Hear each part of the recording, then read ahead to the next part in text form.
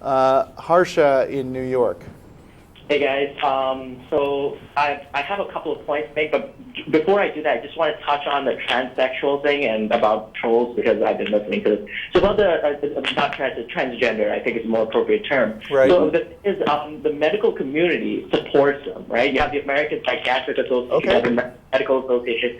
So we have people who are experts in psychiatry, psychology, and neuroscience supporting the rights of the transgender community as well as the gay community and the rest of the LGBT. So my point just simply is that it's not the same thing because you don't, this is different from a belief in God, Just a quick addendum, just to add on to your point. Okay, thanks. Good point. Yeah. So the second thing about trolls, just to address any troll, so I'm an atheist, I'm not a troll, but if there is any troll that's listening, I just think it's interesting that you have to come up with the best you can do is come up with fake arguments. Then you're not convincing anybody, right? The point is to convince people, and you're not doing that if you're just messing around. There are people. I mean, the people who call us and act like idiots are not trying to convince people of anything. Right. They are just excited to hear themselves talking on TV because they have so little interesting going on in their life that they have to resort to that. Right. I'm just because I have a YouTube channel and I get tons of trolls and stuff. But my thing is that when I talk to trolls, I'm like, hey, you're welcome to do this, but just know that you're wasting your time. You're not convincing anybody, and I am because I have serious arguments, and you don't. So you can waste your time as much as you like. But in any case, the reason I called in, so there's a couple of arguments. I never really heard that much by atheists, so I just wanted to talk about them. So one of them is that there's an inherent contradiction, I think, between when a Christian, a fundamentalist Christian, says that the morality that we get is absolutist morality. Is from God, right? It originates with God and absolutely moral, right? And there's a contradiction with that and the justification they have for slavery and rape in the Bible, right? So you can't have both, right? You can believe in one or the other, but I never seen an argument where they're addressing both at the same time, right? Because if God is absolutely perfect to say do not lie, and obviously lying is hard, right? If he can say something absolute about something like lying, then why can't he do that about slavery? Why can't he do that about rape in the Bible? Why is context important when you're talking about rape and you're talking about slavery, but context is not important when you're talking about lying? So I just would love to see fundamental Christian address that argument. And I was wondering what you guys thought about that. You want to say something about that? Yeah, good point. Right. I don't really look at the Bible and see absolute morality in there. I think, people will say that, but it's all over the place. And people really don't follow the rules in the Bible, all of them, unless it's something they want to do anyway. Absolutely. Yeah, well, I mean, I think that generally you'll find that Christians are coming from the starting point that, one of their axiomatic principles is that the Bible has to be absolutely correct about everything. Right.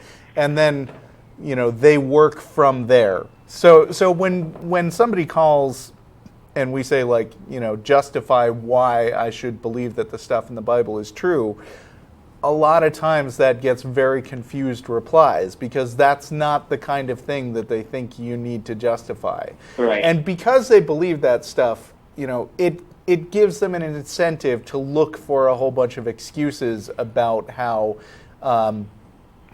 the slavery that's described in the Bible is very different from, let's say, Southern slavery 100 years ago. And they'll go into all these justifications about how great it was that the ancient Jews treated their slaves very nicely. And dismiss parts of the Bible as just metaphorical and stuff like that. Anything that they can use because if you're starting from the position that the Bible is always right, you're not going to reason toward the stuff in the Bible. You're going to take the Bible as a starting point and reason around it, let's say. Right, exactly.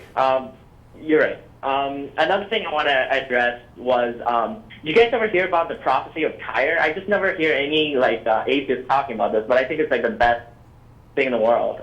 What? You guys know what I'm talking about? Ezekiel 21. Yeah, something about Tyre would not last. It would be burned to the ground or something like that. Yeah, right. It's like Nebuchadnezzar would come in and it would burn Tyre to the ground, and it would never be rebuilt, and they would have fishing nets and stuff on there. And I love this because obviously it didn't come true, because you can look at Tyre and satellite images existing right now. So even if it was destroyed, it was rebuilt, and the excuses they have for it is hilarious. I was reading this one apologetics website, and they were saying how the old Tyre wasn't rebuilt, a new Tyre was rebuilt, so that's prophecy fulfilled. And I just thought that was hilarious. I don't know. You don't have to go back that far. I mean, just look at 2011 when Harold Camping was predicting the end of the world, and then the world didn't literally end, but it was it was a spiritual end. Yeah. Of the world. Right. There's always an excuse if you want to say it's infallible. They're going to find a way to try to make it infallible. Right. And the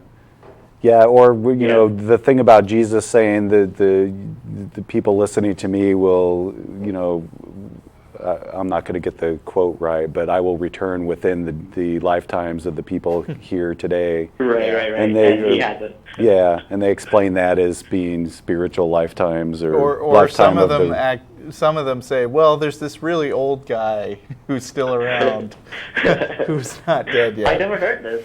I've heard that's a thing that they say sometimes as excuses. I love prophecy and how they twist themselves in the pretzel, explaining it. And this happens in Hinduism too. I'm a former Hindu. It happens all the time in all religions, and it's really funny. Mm-hmm. But anyway, all right. I just wanted to see what you guys thought about that stuff, and it's a great show. I'll keep looking. All right. Thanks, Harsha. Appreciate it. Thanks. Bye-bye. Bye.